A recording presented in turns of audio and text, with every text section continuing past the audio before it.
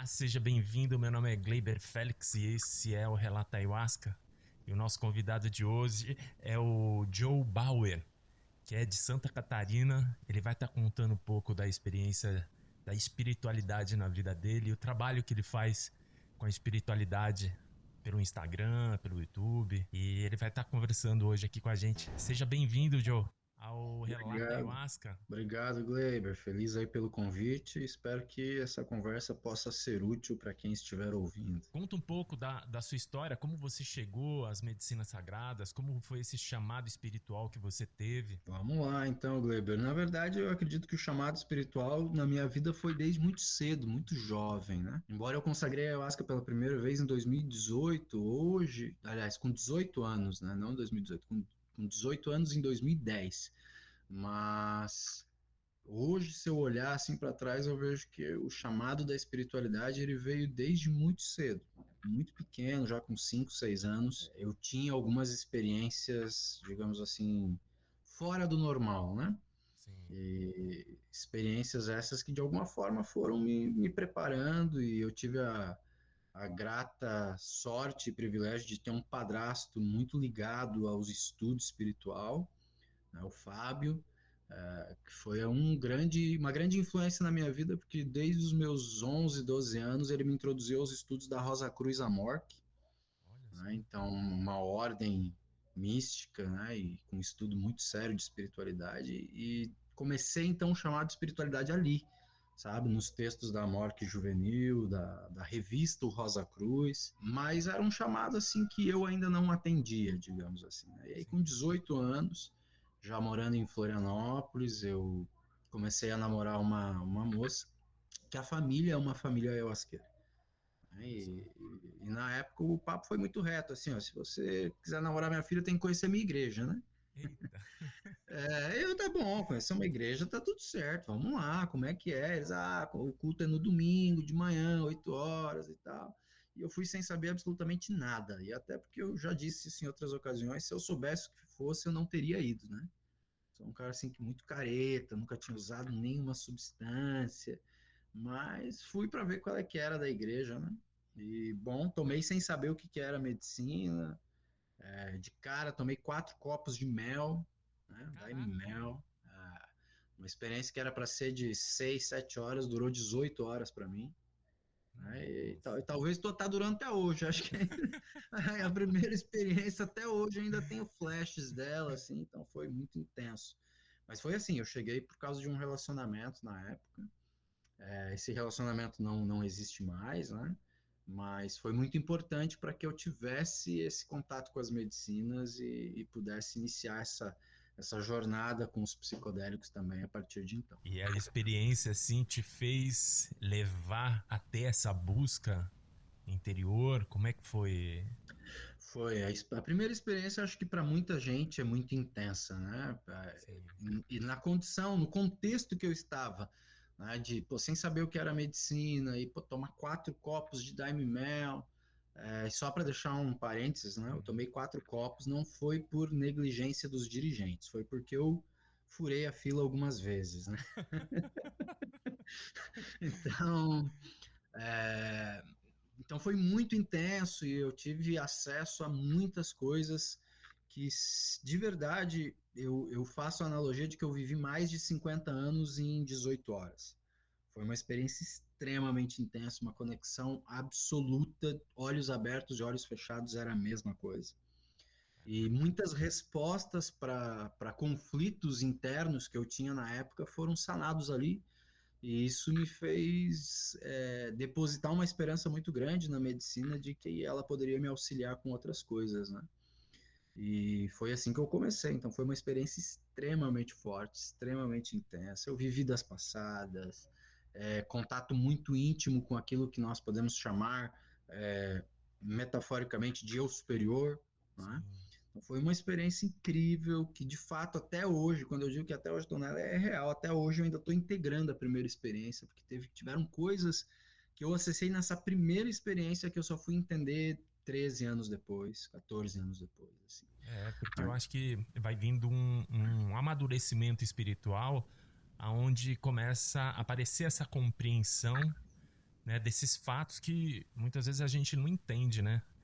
E é até Exato. difícil muitas vezes a gente acabar passando isso por um terapeuta ou qualquer pessoa que seja, né, para dar uma luz assim do caminho que a gente deve tomar e quais as atitudes a gente deve ter. Então é bem complexo, porque da mesma maneira eu acho que eu também até hoje tem algumas coisas que eu acabo descobrindo agora, né? Depois de muito tempo, eu acabo descobrindo e é um aprendizado que nunca acaba, né? Que ele sempre vai vindo, cada Ah, vez a gente vai aprendendo mais. sim, existem alguns estudos que dizem que cada insight ou entendimento que a gente tem, ele tem no mínimo 7 camadas de compreensão. Então você imagina que cada camada de compreensão ela vai se desvelando à medida em que tu vai tendo maturidade, né? Sim. Então, nesse primeiro nível, você entende uma coisa, daqui 1, 2 anos, se você revisitar aquele insight, você vai ter outra compreensão dele. São no mínimo 7 camadas para a gente entender tudo. Então, tu imagina, é muita coisa, né? Você tem um trabalho que você faz pelo Instagram, falando sobre a espiritualidade, né? Foi onde eu aparece para mim no meu Instagram e eu achei muito interessante a tua fala, né? Porque hoje, principalmente aqui em São Paulo, e porque a gente vive numa sociedade doente, né? Onde as pessoas procuram sanar suas doenças mentais de alguma maneira. Então hoje as pessoas que tomam um antidepressivo, antiansiolítico, aumentou assim exageradamente. E também pessoas que tiram licença do trabalho por motivos de burnout, esse tipo de coisa, problemas psíquicos, aumentou demais. Então tem muitas pessoas que estão buscando as medicinas sagradas para tentar achar o que é. E isso, como tem muitas casas e o entendimento, a história que é contada muitas vezes que a medicina ela cura tudo e não é bem por aí, né? Tem um caminho a ser traçado. E eu vejo que você fala muito desse caminho a ser traçado, da espiritualidade, dessa busca, de como é, e que muitas vezes a gente acaba se encantando com a medicina e aí começa a entrar naquele meio do gratiluz, né? E aí eu queria que você falasse um pouco desse seu trabalho, desse alerta que você dá para as pessoas seguirem um caminho mais sério, né? Sim, então, Gleiber, eu costumo dizer que espiritualidade de verdade se pratica com os pés no chão. Então, a viagem psicodélica, a viagem xamânica, enfim, a jornada da força, ela é linda, ela é maravilhosa e ao mesmo tempo ela também é muito sedutora, porque ela te mergulha mesmo, ela te leva para uma profundidade muito grande. Mas a realidade é que a verdadeira cerimônia começa quando o efeito da ayahuasca termina. É Sim. quando você vai para casa e você tens com todo o recurso e com todo o acesso que você teve no efeito da medicina, a possibilidade de agir diferente, né? De mudar, de transformar os comportamentos, de transformar as suas relações. Então, a viagem por si só, ela é um convite, né? A medicina, ela te convida a olhar para camadas da tua existência de uma forma mais íntegra e verdadeira. Mas, de toda forma, o convite só se torna realidade à medida em que você caminha, à medida em que você trilha por ele. Então, a medicina, ela vai fazer uma grande parte dessa cura, mas ela não vai curar. O que vai curar de fato é você ter o entendimento, um nível de compreensão elevado e, mais do que isso, você conseguir traduzir o insight em comportamento. É você Sim. transformar a visão em ação. Porque a visão vai liderar, mas é a ação que vai governar, né? A ação que vai de fato ditar se você está evoluindo, se você está se curando ou não. Porque se você toma é, 10, 15, 20, 30 doses, mas continua agindo da mesma forma, eu vou ainda além. Você está desrespeitando o sagrado, tornando Sim. aquilo que é sagrado, aquilo que é uma medicina, tornando numa bengala, tornando ela, sabe, numa fuga espiritual, e acho que não é esse o intuito, sabe? Sim. Então, é necessário ter bastante discernimento e, mais do que isso, ter a capacidade de agir, né? Se você não tem capacidade de agir, ou você está esperando que a medicina faça por você aquilo que diz respeito à sua própria responsabilidade, Você está terceirizando a tua espiritualidade. Quando você terceiriza a tua espiritualidade, você não está praticando espiritualidade de verdade. Você está buscando qualquer outra coisa menos a própria evolução. Uma das coisas que mais acontece é essa terceirização, né? Da Normal. espiritualidade. Não só da espiritualidade, né? De forma geral, muitos de nós nos colocamos diante de uma postura infantil na vida, Sim. sabe? Esperando que algo ou alguém faça por nós aquilo que nos diz respeito. Então, não é à toa que você vê fanáticos em qualquer caminho, né? Os Sim. fanáticos religiosos que transferem na autoridade de um pastor, de um guru, de um xamã, que vai decidir por elas o que diz respeito a elas, e o mesmo acontece no caminho Exatamente. das medicinas, né? A pessoa transfere para a ayahuasca aquilo que ela tem que fazer. Então, essa terceirização, ela é uma parte natural, infelizmente, de uma doença muito maior, né, que é a imaturidade, a falta de coragem para ir para o mundo. Então a gente terceiriza, é assim, né? Então terceiriza a culpa para quase tudo, para não Sim. ter que encarar a dor de olhar para si mesmo e aquilo que cabe a mim mudar, né? Eu sempre tenho uma visão que a mudança do mundo começa com a nossa mudança interior, de como nós vemos o mundo e como nós atuamos no mundo, né? Então, de suma importância a gente ter esse entendimento que, como a gente estava falando de transferir a responsabilidade, muitas vezes a gente transfere a responsabilidade para o médico, transfere a responsabilidade para o político, a gente vai para o pastor. Então a gente sempre tá tendo essa atuação de transferência de responsabilidade. E hoje eu acho que o momento que nós estamos vivendo é um momento onde a gente precisa ter a responsabilidade para fazer a grande mudança. Se a gente quer um mundo diferente, então essa mudança tem que começar por nós. E eu vejo que tem muitas pessoas que têm muita dificuldade de enxergar isso, né? E esse trabalho que você faz de trazer essa consciência de maneira leve e agradável, né? Porque é agradável ver os seus vídeos, você fala, pô, o cara tem mó fala mansa, né? Chega de manhã, olha ali, eu falei, pô, o cara é bom mesmo, né, cara? Preciso chamar ele pra vir aqui pra ele falar um pouco sobre essa história que é uma história que tá mudando o mundo e a gente precisa ter essa responsabilidade interior, né? E Com como certeza. foi esse trabalho que você fez para abrir a sua igreja? Como é que você chegou nesse momento que você decidiu encarar essa responsabilidade? Eu acredito que foi inclusive um processo muito natural, Gleber, porque assim, eu comecei a consagrar em 2010. E de 2010 a 2014, eu praticamente vivi dentro de uma igreja, né? De uma Sim, igreja ayahuasqueira. Eu mergulhei de fato de cabeça, a ponto de que, neste período da minha vida, para você entender, eu tomava ayahuasca toda semana e auxiliava também essa igreja que eu frequentava em todos os trabalhos que eles faziam, e eles faziam trabalhos praticamente todas as semanas, né? Teve semanas que eu tomei 2, 3 vezes, inclusive. Foi algo assim muito intenso, um mergulho muito intenso que hoje eu vejo que não é necessário, mas que para mim foi, na época foi válido, né? Então, em 2012, mais ou menos, eu comecei a servir a medicina dentro dessa mesma igreja que eu participava, com a supervisão dos dirigentes, né?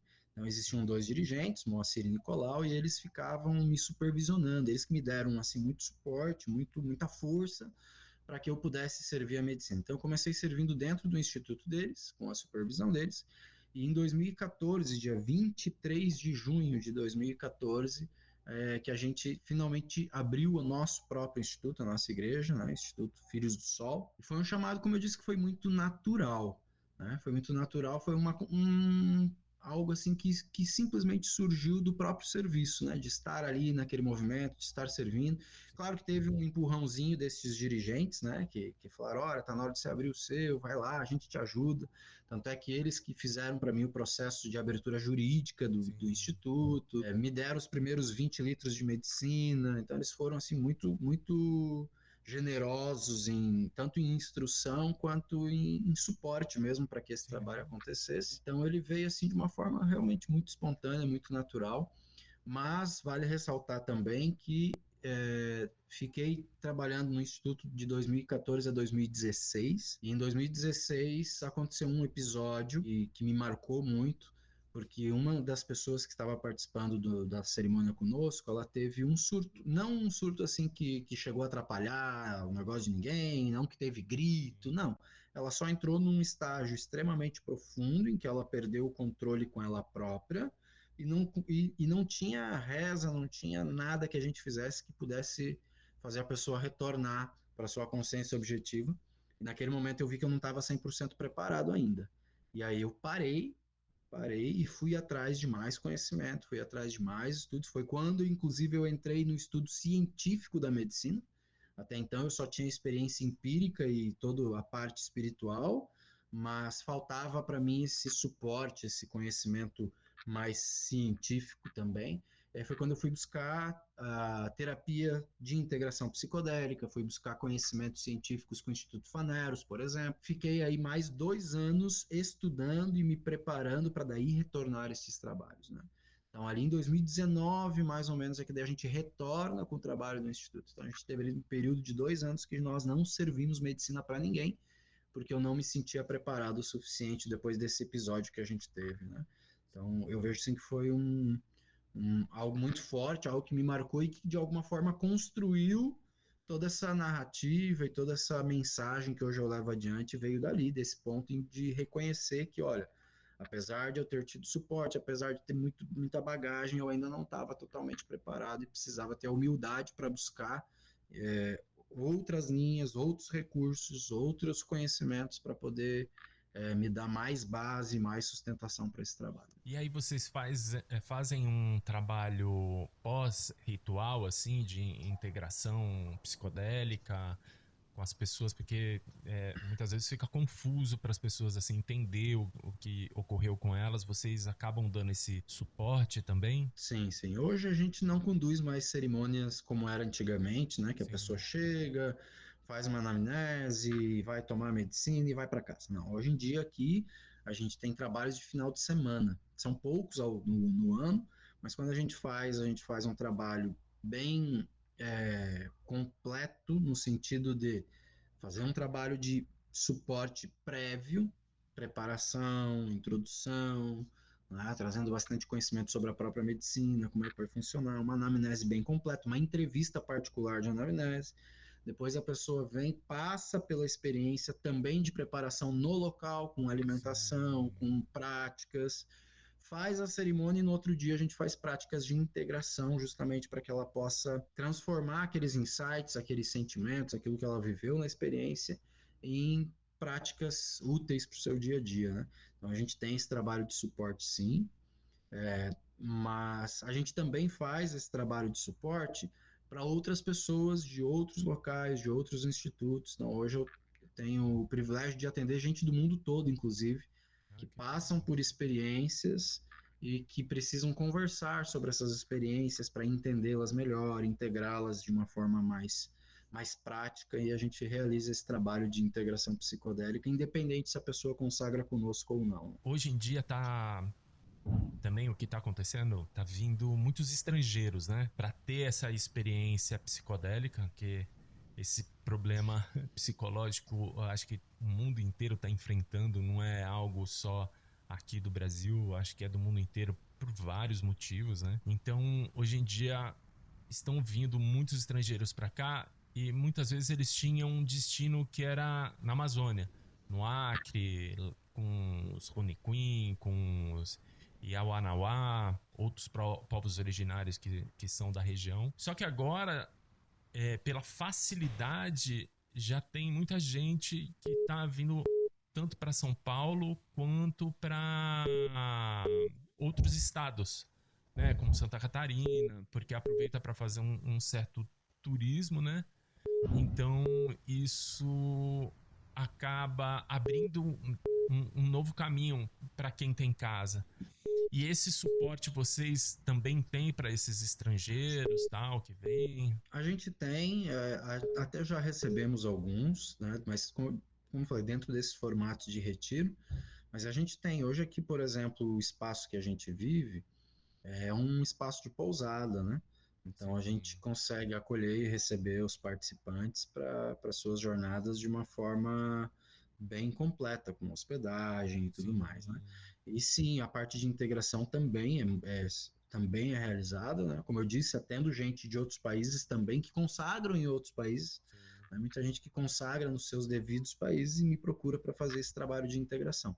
Então, esse suporte, sim, a gente tem tanto ele presencial quanto de forma online. E hoje, como é que você vê esse número de casas que vem se espalhando pelo Brasil, todo esse processo espiritual que está acontecendo? Como é que você vê esse movimento hoje? Eu vejo com bastante preocupação, para ser muito sincero.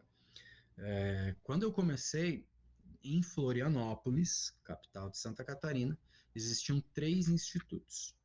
Nossa. Existia uma União do Vegetal, aliás, 4. Uma União do Vegetal, 2 Santos Daimes, né? E um instituto independente, que era esse que eu participava. Quando eu saí de Florianópolis, já existiam mais de 300. E Caraca. nós estamos falando de um período de 5, 6 anos. Tá? Por que eu digo isso que me preocupa? Porque, infelizmente, muitas pessoas que acabam abrindo o instituto, e repito, muitas pessoas, não estou generalizando dizendo que são todos, Sim, mas muitas pessoas que abrem o instituto têm boas intenções, estão de fato querendo servir, querendo fazer o melhor para o ser humano e tudo mais, mas não tem lastro, não tem bagagem suficiente e tampouco estão preparados. sim. Sentir o chamado para servir a medicina não é credenciamento. Né? Sentir o Exatamente. chamado é um convite para começar a se preparar para uma jornada em que você vai ter que sabe, você vai ter que se trabalhar primeiro, vai ter que passar por muitas coisas antes para poder dar suporte para que outras pessoas passem. E infelizmente também muitas pessoas acabam abrindo institutos também com outros interesses que não necessariamente sejam o de servir. Sim. Não é à toa que hoje a gente tem muitas casas que, ao invés de um trabalho sério e espiritual, estão fazendo showmanismo e baladaime, né? Que é um monte de outras coisas, menos uma prática espiritual séria. E isso é triste, muito Sim. triste e muito preocupante. Porque a gente está falando, apesar de a medicina ser sagrada, apesar de ser uma planta mestra, ainda assim existe a interferência do ser humano e existe a interferência da condução de uma cerimônia. Sim. E aí, quando a pessoa está despreparada ou com intenções não tão puras assim, a gente tem uma grande possibilidade de a gente ter problemas dentro desse contexto. E aí surgem surtos psicóticos extremamente perigosos, crimes de violência, agressão, abusos, que acabam surgindo dentro desse meio ayahuasqueiro por irresponsabilidade e imaturidade. Hoje o acesso à medicina está muito fácil, Sim. sabe? E se a gente for pegar, por exemplo, o nosso próprio CONAD, né, o Tratado de Deontologia do CONAD, que é o que, em tese, dá o aval ou dá um direcionamento para como se funciona um instituto que vai trabalhar com a ayahuasca, dentro do próprio Tratado de Deontologia, fala que o instituto deve fazer a sua própria medicina, né? E Ah, hoje, se você verificar, eu tenho certeza que 90% dos institutos que servem medicina hoje, muitos destes dirigentes sequer participaram uma vez na vida de um feitio. Ou seja, não sabem nem como é, manipular aquela própria medicina, não sabe sim. qual é a energia que tem no preparo daquela medicina. Isso é muito sério, é um ponto que a gente precisa, enquanto movimento ayahuasqueiro, olhar com bastante carinho, com bastante atenção. Porque, inevitavelmente, com a gente tendo cada vez mais institutos abertos, a gente tem o lado bom, porque tem o Sim. acesso para muitas pessoas que precisam, mas a gente também tem esse lado de atenção e preocupante de que muitas pessoas não estão preparadas e quando der um acidente, e já tem dado vários, inclusive, Mas quando dá um acidente, não é aquele instituto que fica mal falado. O que fica mal falado é a ayahuasca. E a mídia sensacionalista busca exatamente isso. Ah, a pessoa tomou chá alucinógeno e, sabe, deu ruim. E a gente sabe que não é bem por aí. Porém, infelizmente, dado esse grande número de pessoas despreparadas servindo a medicina, infelizmente isso tem sido cada vez mais real. E a tendência é que se a gente enquanto consciência de movimento ayahuasqueiros, a gente não olhar para isso com mais atenção, com mais carinho, buscar algumas soluções, existe uma tendência muito grande aí de, inclusive, a gente se perder um pouco nesse caminho.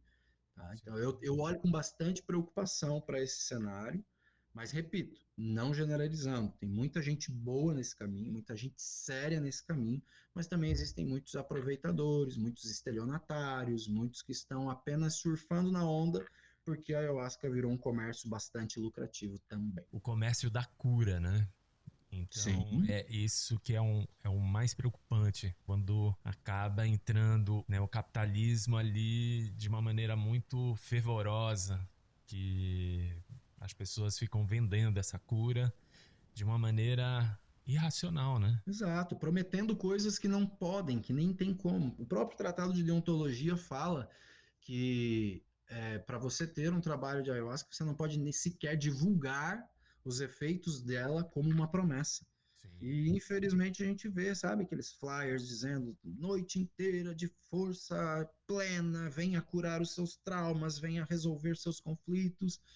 E, poxa vida, não há nenhuma garantia de que isso de fato vai acontecer, sabe? Exato. Tem que ficar muito atento. E pode ser até o contrário, né? Já pensou uma propaganda? Venha tomar ayahuasca, não saiba o que vai acontecer. Pode ser que abra uma janela e você fique pior do que está. Vai chamar a gente? Não. Não vai, pois é, então. Mas é real, isso pode acontecer também. E eu já vi acontecer esse tipo de coisa. A pessoa tá tão enlouquecidamente tentando curar aquilo nela, só que ela tá tão imersa na materialidade que é muito difícil ela compreender esse processo que ela tá passando. Né? E muitas vezes ela não quer ver certas coisas, né? Que é muito Sim, profundo. E isso, cada um tem o seu time, né? Eu vejo bem isso. exatamente. Então é aquela coisa, caramba, a ayahuasca vai abrir portas. A questão é, você está preparado para entrar em qualquer porta que ela abrir ou você vai querer selecionar? Não, isso eu não quero ver. Sim. Não vai funcionar. Isso eu não quero ver. Não é bem assim que funciona quando você está no efeito da medicina.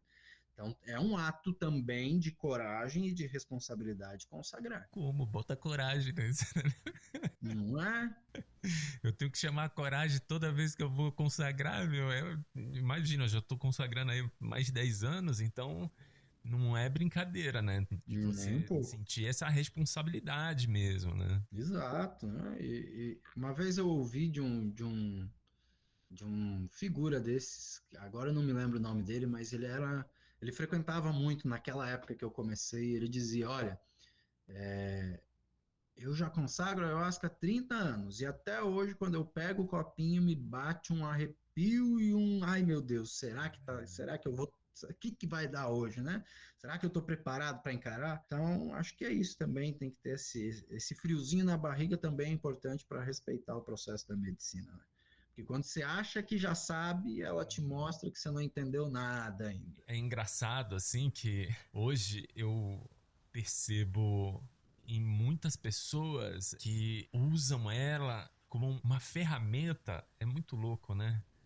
De produtividade. Aí eu falo, gente, Sim, mas será que a pessoa tá entendendo mesmo, né? Eu sei que ela pode proporcionar um montão de coisa, mas quando a gente começa a ver e a usar ela dessa maneira, aí eu penso, eu acho que tá complicado esse movimento. eu já vi de tudo, mas a produtividade até ainda pode dizer, ok, então está produzindo algo, né? Agora o problema é quando começa a usar para outras finalidades, sabe, que estão somente satisfazendo as ilusões do próprio ego, aí a coisa complica um pouquinho de cenário, né? É. Mas sim, eu já vi diversos tipos de uso, né? A pessoa usando a ayahuasca para ser como se fosse o tarô dela, né? Vamos ver, eu quero fazer tal coisa na minha vida. E fica ali esperando 4, 5 horas que a medicina diga o que ela tem que fazer daquele ponto da vida. Né? E ela está trazendo várias outras coisas e ela sai da cerimônia, poxa vida, hoje não valeu de nada. Cara, ela acessou 1 milhão de coisas, mas não foi o que ela queria.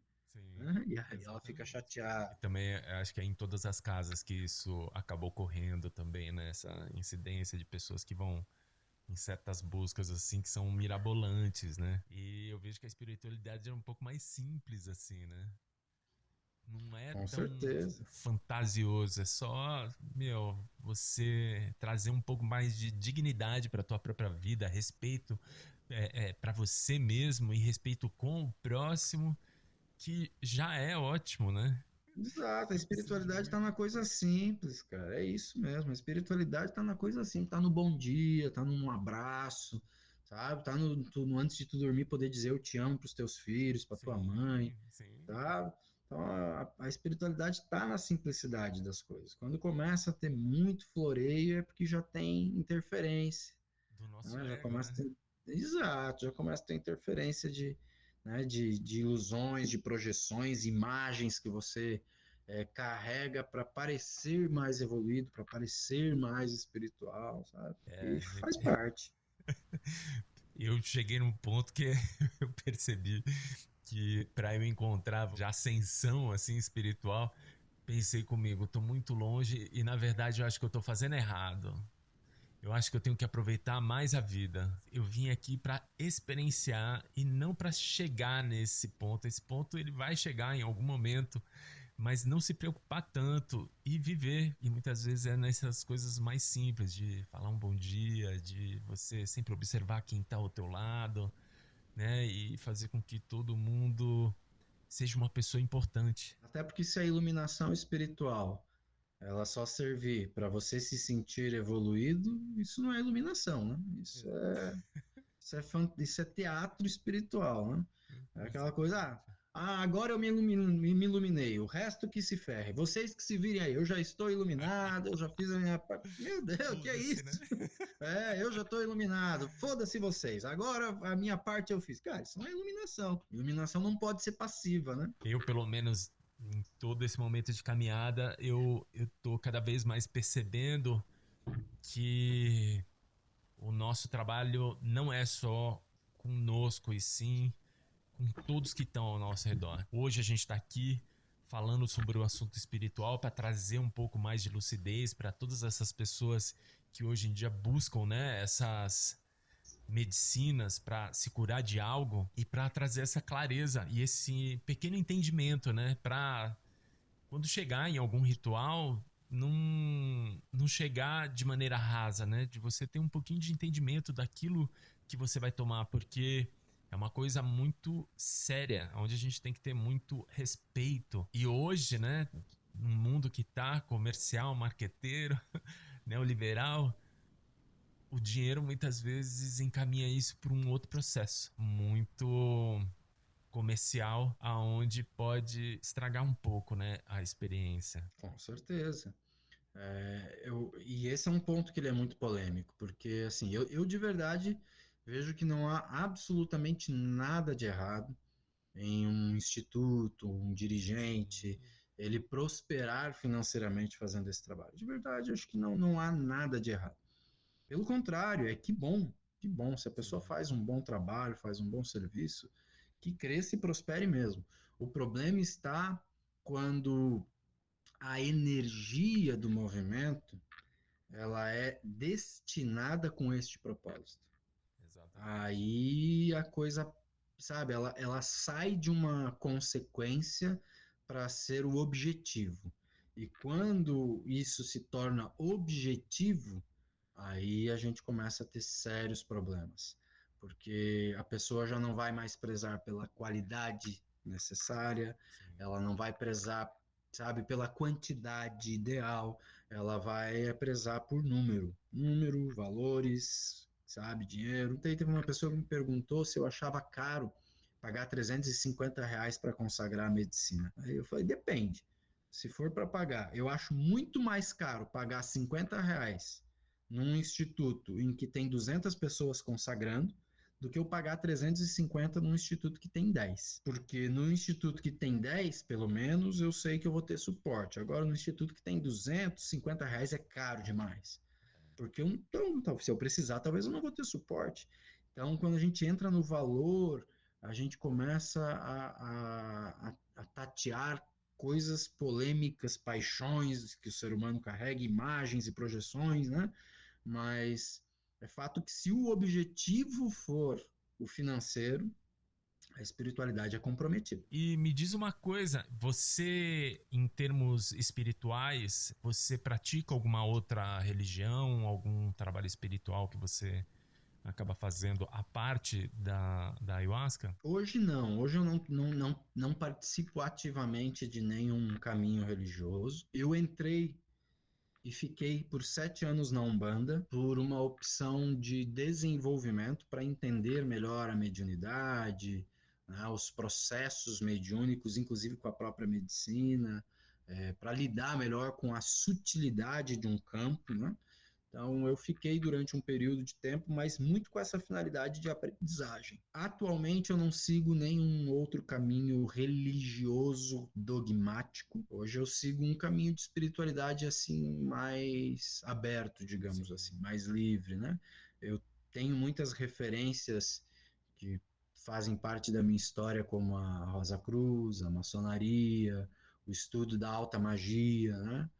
Principalmente de Eliphas Levi, Papi, então são referências muito grandes assim na minha história, e também muito do próprio xamanismo andino, né? Para mim traz muitas respostas, muita clareza, sabe? Então, mas uma prática religiosa dentro de uma estrutura dogmática, não. Não. Hoje eu não participo de nenhum. E abriu muito esse teu campo mediúnico, a ayahuasca? Dentro da minha percepção, a Sim. ayahuasca por si só já é uma experiência mediúnica e é natural que a pessoa que consagra a medicina e que continua nesse caminho tende a abrir cada vez mais o campo de mediunidade, tá? E quando eu falo campo de mediunidade, eu não estou falando apenas de contatos com guias, mentores ou é, incorporações, não, porque existem vários tipos de mediunidade, né? E a ayahuasca por si só já é uma experiência mediúnica, porque sendo o médium o meio, Sim. né, de contato entre uma dimensão espiritual e uma dimensão material, a ayahuasca faz isso. Ela te coloca no meio mesmo, em contato com as duas realidades simultâneas. E à medida em que tu começa a consagrar e tu vai consagrando mais, tu vais abrindo.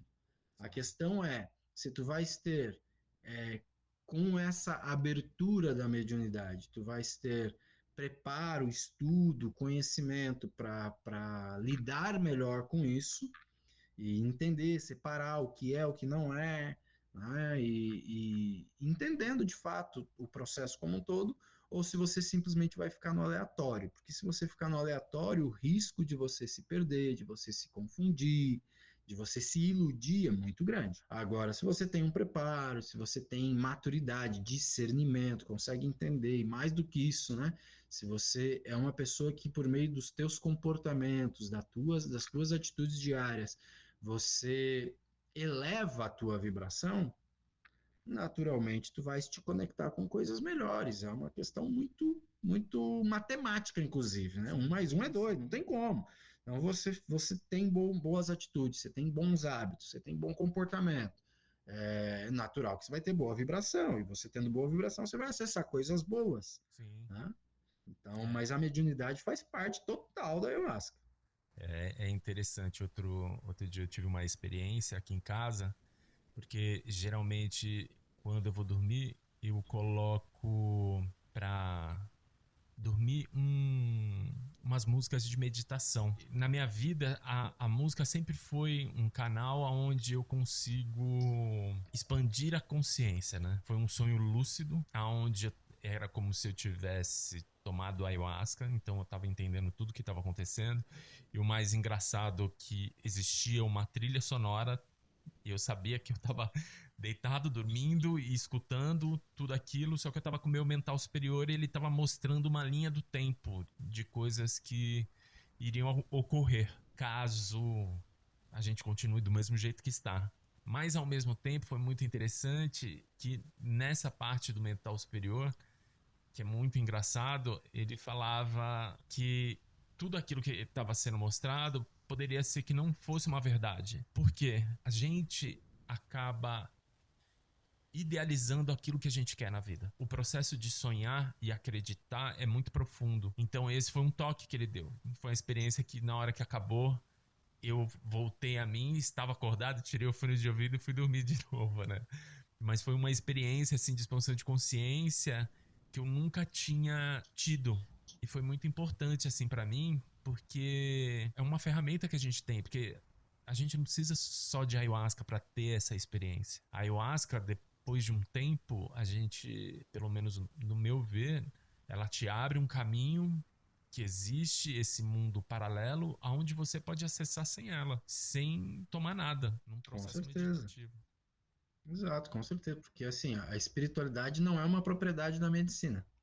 Né? Não, Exatamente. não é porque você tomar ayahuasca não é garantia de evolução, tomar ayahuasca não é Nada. garantia de ser espiritual, não. É só mais uma entre tantas milhões de possibilidades que a gente tem, né? E com Exatamente. certeza, eu digo, uma vez eu vi isso no budismo, e para mim faz muito sentido, e eu acredito que a ayahuasca seja algo muito similar. Existia uma passagem budista que um discípulo perguntou para o mestre, mestre, o que é o budismo? E o mestre pegou e apontou o dedo para a lua. E aí o aprendiz falou, não entendi, mestre, o que é o budismo? Ele falou, veja o meu dedo apontando para a lua. O budismo é o dedo que aponta para a lua. Uma vez que você enxerga a lua, você não precisa mais do dedo. Né? Então, eu acredito que a ayahuasca seja na mesma linha. Cheguem, pô, é um dedo apontando para a lua. Está enxergando a lua? Tô. Então você não precisa mais dela. Isso não significa que em algum momento você vai ficar com a visão turva, vai parar de enxergar a lua, vai nublar o teu céu e você vai precisar de um dedo de novo. Sim.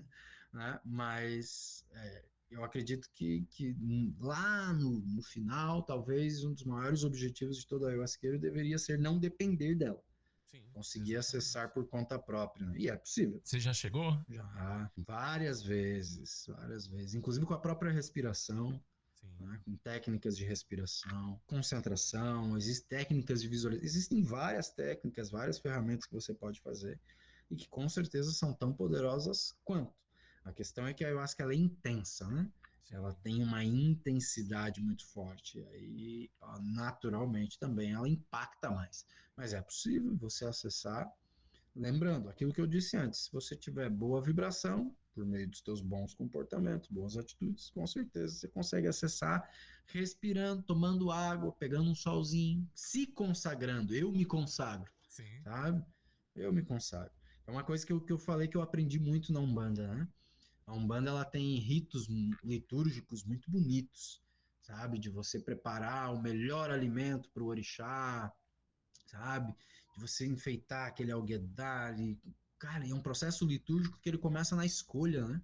Você vai Sim. lá na fruteira para escolher as frutas e você pega as frutas mais bonitas e você pega, cara, é tudo mais bonito, tudo mais decorado, o alimento mais bem preparado, você rezando em cima daquilo o tempo todo.